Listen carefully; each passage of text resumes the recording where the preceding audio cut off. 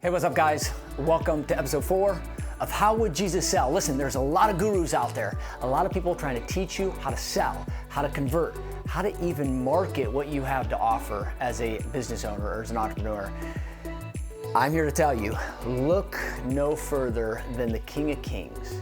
And I know it sounds crazy, and sometimes I don't feel qualified to talk about this, but it's just so obvious. Jesus was a lot of things. He was a healer. He was a savior. He created and ultimately created everything, but he gives us our salvation in eternity. But isn't it very obvious to see when you actually have lenses to look at this? This is why I get so fired up about this. Like, the guy who created the brain, the guy, as we could call him that, but he was a guy. He came to Earth after creating the brain and creating everything in it and all us humans, and then he walked the planet. And he talked to people, and he got 12 helpers called disciples, and they just went on the countryside, and they turned skeptics into believers. Not everybody, but if you created the brain, you would know how to communicate with it. And the way that you would communicate with it would be the best way to get somebody to either believe something, buy into something, be inspired by something, take action on something. And this is why I say look no further. It's weird that I'm kind of the only one talking about this right now, and why I'm writing books about it, creating series about it, and I do believe it's going to take its rightful place eventually. So if you're watching this for the first time, I would love you to subscribe. If you're watching the first time and you want to learn how to sell like Jesus in your business or market like Jesus in your business, you can see a link below. We do this all day, every day for our clients, and we actually install this method into their business, and we would love to help you with that, especially if you're an introvert, or especially if you just don't love sales, or especially if you have a hard time asking people for money, or really just you feel a little icky about sales. I'm telling you, the tides turn when you first understand selling is a good thing, because selling is a God thing. Proverbs 11:26, a blessing is on those who sell the grain, curses on those who hoard the grain. And just if you look through the history of time, everything that you've ever bought in over your life has been sold to you in some way or form, even if you didn't realize it. Now, let's get to the core of the message here today in episode 4. And I'm going to hit on this many more times because I'm going to extrapolate and help you actually understand how to apply it. This one thing that Jesus did better than anybody else, he did 35% of the time. If you look at the Gospels, in his 3 years of ministry, Jesus used this one tactic 35% of the time. So think about that. The words that were coming out of his mouth were in this form 35% of the time. You're going to lean in here. That means it's important. So what was this thing? Oh, before I get there, I'm a science guy. I'm a brain guy.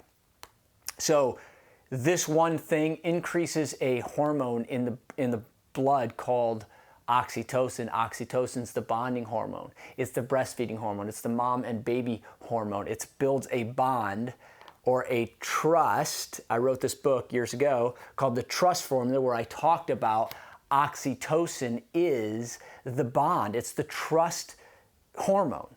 So if you're going to sell something and you want somebody to feel good about buying it, and you want them to feel good about telling others about it, you want to increase this hormone.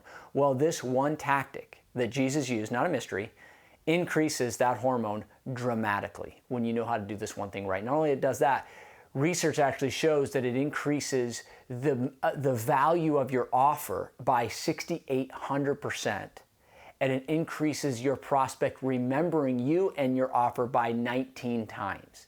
This one thing goes along with the saying, facts tell, stories sell.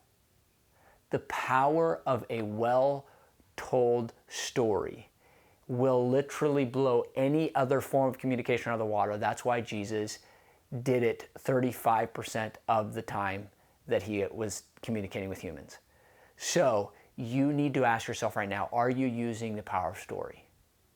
Are you using the power of metaphors and analogies to attach something that is foreign to somebody that can become more crystal clear about what you have to offer or why it makes sense for them? So this happened this week. So I had a client of mine reached out.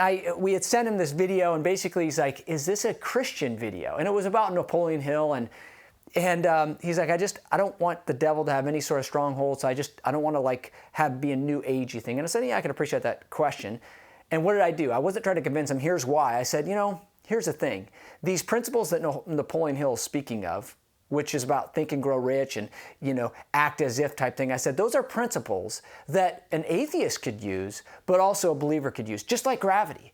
Gravity, like a principle, God uses, whether you're an atheist or you're a believer, it still works on you and it works for you. It keeps us on the ground, and if you jump up on, 6-story building, it's not going to work out for you, right? So the point is, principles, right, matter. And what I might point to this guy was, when I used the analogy of gravity, he's like, oh yeah, that makes sense. See, are you trying to convince people with logic and reason, or could you pull a metaphor story? The one thing I always use when I'm speaking and preaching to a group of lay people and teaching them about health, I get them to understand that symptoms are not the problem.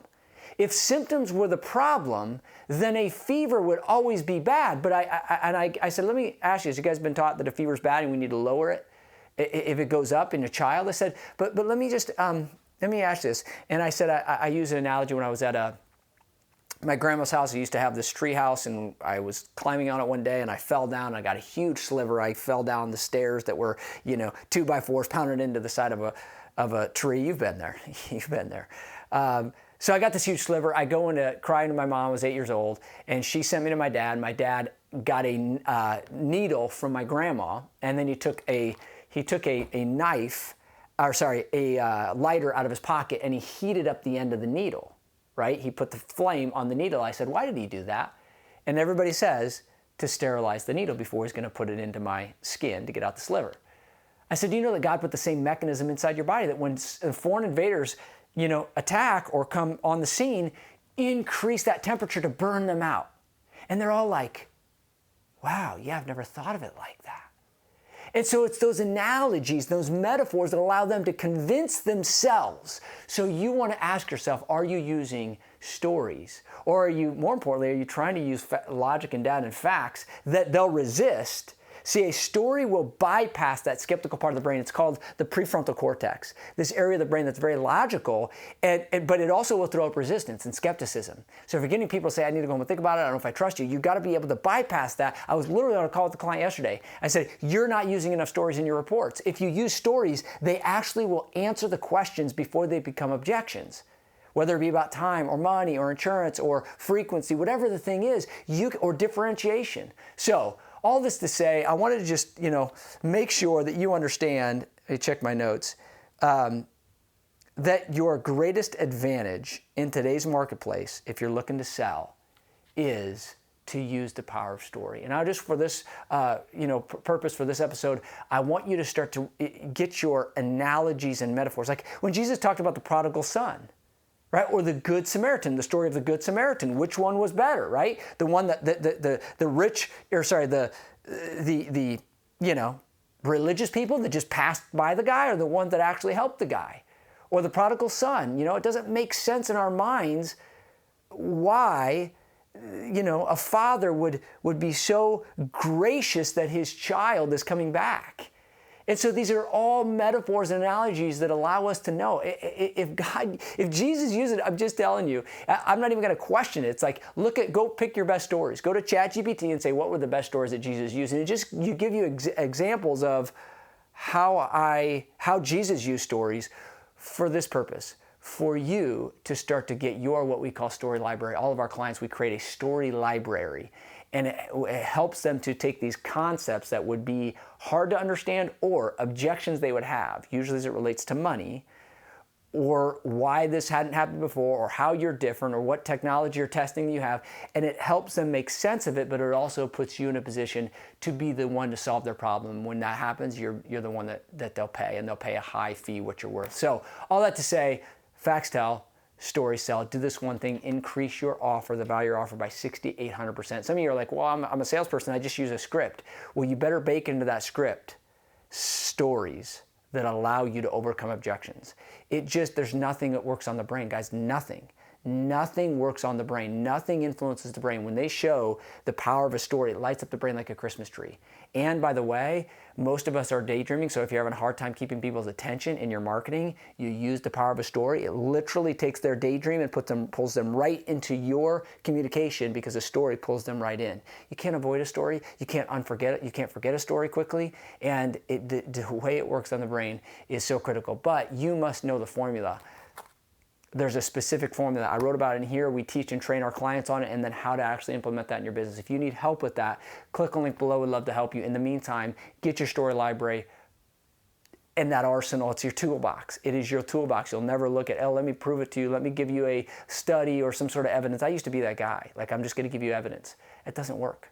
I mean, it could work for some people, a very small fraction, but if Jesus did it, he could have convinced anybody with however he wanted to do it. He decided to use story. You should too. So there it is, episode 4, how would Jesus sell in today's modern age? I'm telling you, he's the guru of gurus. He's the strategist of all strategists. He's the sales guy that we should look to and study. And just wait, as you continue to do this, you'll just see results happen because these principles work. God bless you. More from me. Thank you. That's episode 4. How would Jesus sell in today's environment? Facts tell, stories sell.